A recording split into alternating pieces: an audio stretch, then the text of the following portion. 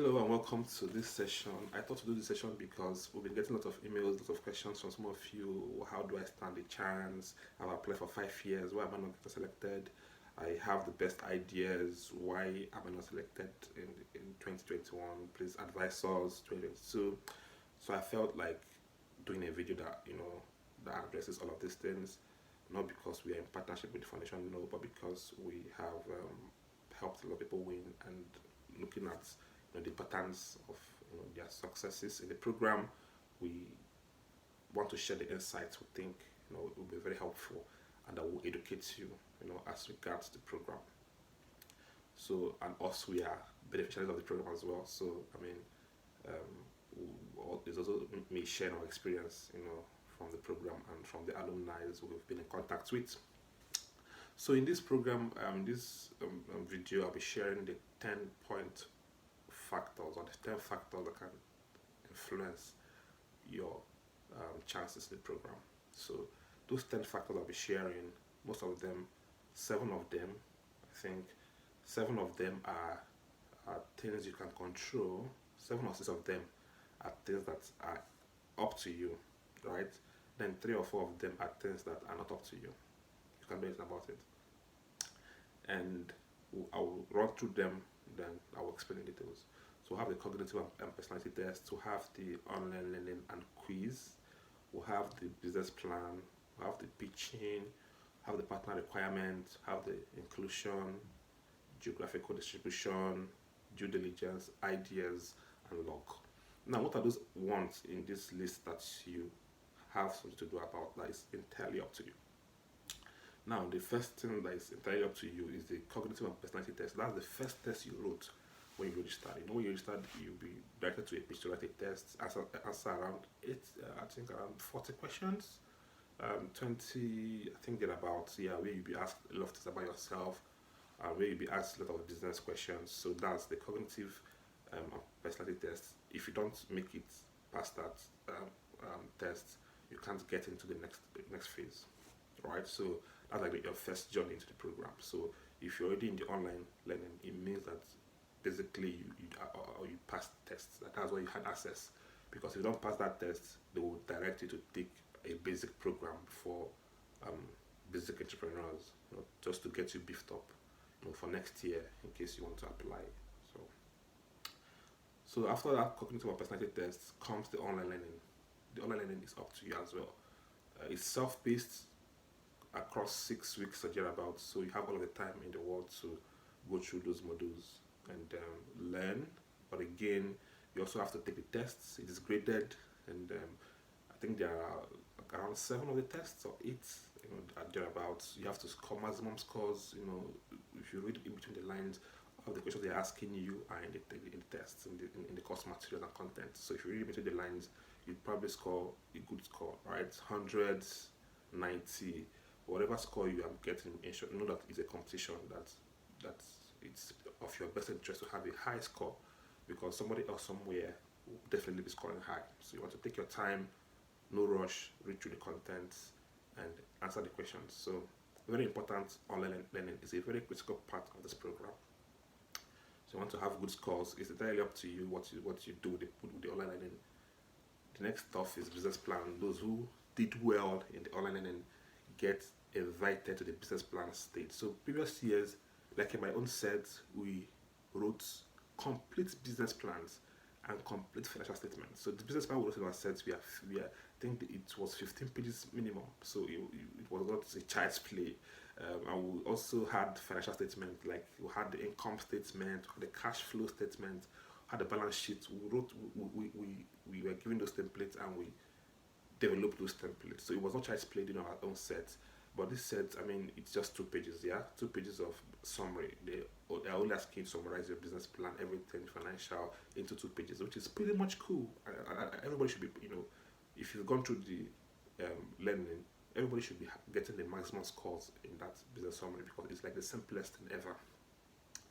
So those who make it through the business summary session will be invited to the pitching. Now, the pitching is not, live. Pitching is just a video that you record. I think it's around 3 to 4 minutes video that you record. you record it and you upload. The foundation has partnered with judges across Africa, across the world, to look at your video, look and listen to your ideas and judge you. It's usually around 10%, I think, from last year. I don't know if anything changes this year, but it's around 10%.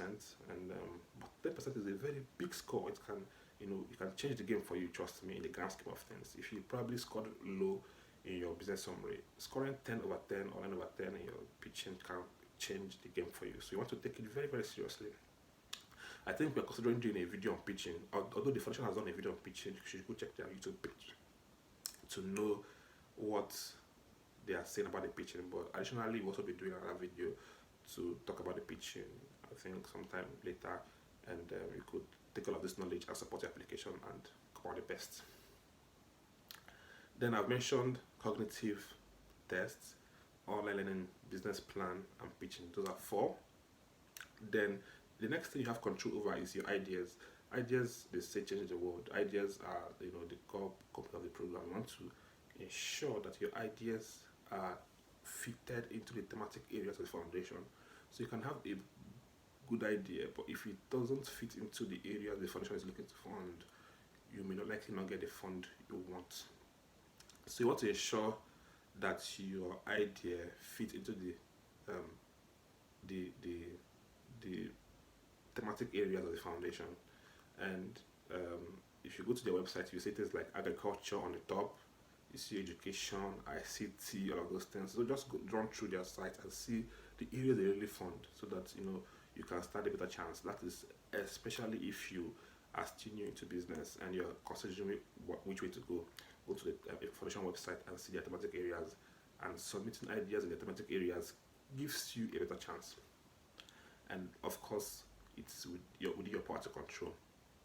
And that the 6th thing that is within your power to control is due diligence. The foundation is very, very keen on due diligence. So if you've made it through all the stages, they will invite you to submit your document. That's your business plan.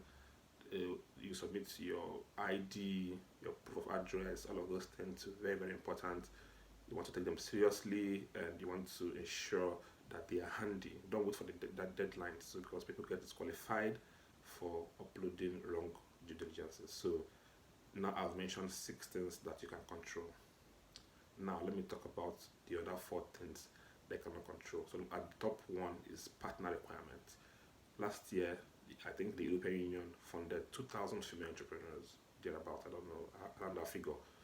Strictly women, no man. So automatically, if you're a man, it is not for you. Even if you score 100 or 100 in all of the assessments, for the method that you're not a man, it's not for you. So it's a partner requirement.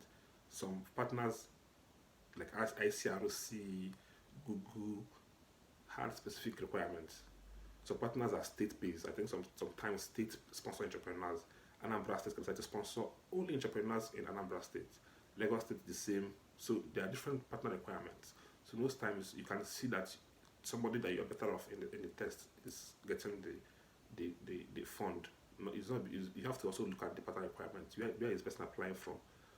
Which of the partner requirements applies to the person, and do you fit into any of the partner requirements? It's not up to you. It's the foundation that will look at their partner agreements and see who fits in best. So that's number one of the things that is not up to you. The next thing that is up to you is inclusion. The program is very, very inclusive, right? So, and when they're saying that women are being funded more by partners, and you're a man, you cannot go and do plastic surgery to change yourself to a woman. So there's nothing you can do about it. So automatically, women, for those partners that want women to be inclusive in the program, women stand a better chance. I mean, and another thing about inclusion is that in the previous years, men had always been winning more. Have men winning 60%, 70%, but now the foundation is trying to try to back a bit and fund more of women and make sure it's balanced 50-50, right?